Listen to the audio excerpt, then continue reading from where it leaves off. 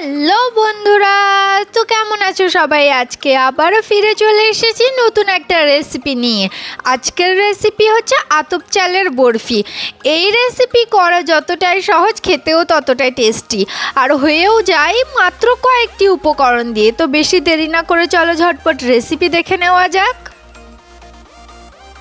তো আতপ চালের বরফি করার জন্য লাগবে আতপ চাল, যেটিকে আমরা ধুয়ে শুকিয়ে নিয়েছি। তারপর লাগবে চিনি, 2টি তেজপাতা, সামান্য এলাচ গুঁড়ো, দুধ এবং ঘি। তো প্রথমে আমরা চালটিকে একটি মিক্সিতে নিয়ে নেব এবং এটিকে আটার মতো পিষে নেব।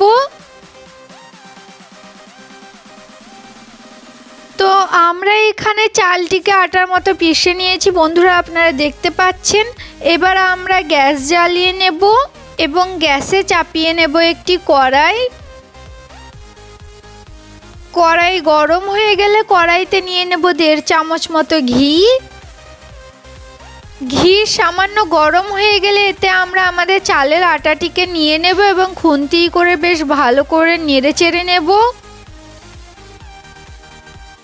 বন্ধুরা, আমরা এখানে আটাটিকে নাড়তে থাকি। ততক্ষণ আপনারা চ্যানেলে নতুন হয়ে থাকলে চ্যানেলটিকে প্লিজ সাবস্ক্রাইব করে দেবেন এবং পাশে থাকা বেল আইকনটিকে অলে সেট করে দেবেন, এবং ভিডিওটি পছন্দ হলে ভিডিওটি অবশ্যই একটি লাইক, কমেন্ট ও শেয়ার করে দেবেন।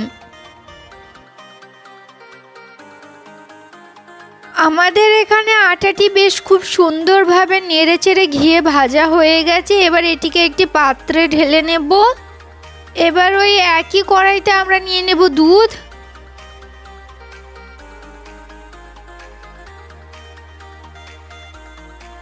এরপর দেব চিনি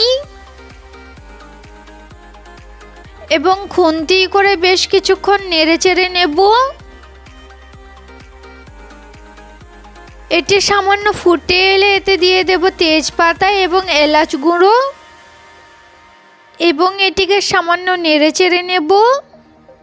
এবার এতে আমরা দিয়ে দেব আমাদের ভেজে রাখা চালের আটাটি। আমরা এতে একেবারে চালের আটাটিকে দিয়ে দেব না, আমরা সামান্য সামান্য করে ঢালবো, যাতে এটি দলা পেকে না যায় এবং সুন্দরভাবে এটি যেন মিক্স হয়। এটিকে আমরা খুন্তি করে বেশ ভালো করে নাড়তে থাকবো এবং খুন্তি করে টান দিতে থাকবো যতক্ষণ না পর্যন্ত বেশ ভালো মতো লাগো লাগো হয়ে আসছে। এবার আমরা অন্যদিকে একটি থালাতে সামান্য ঘি মাখিয়ে নেব। তো এবার আমরা থালাতে আমাদের বরফি মাখাটিকে ঢেলে নেব এবং এটিকে পিটিয়ে পিটিয়ে বেশ একটি সমান আকার করে নেব। তো এই বরফিটিকে আমরা এখানে পিটিয়ে পিটিয়ে সমান আকার করে নিয়েছি। এবার এর উপর থেকে আমরা ছড়িয়ে দেব কিছু আমন্ডস কুচি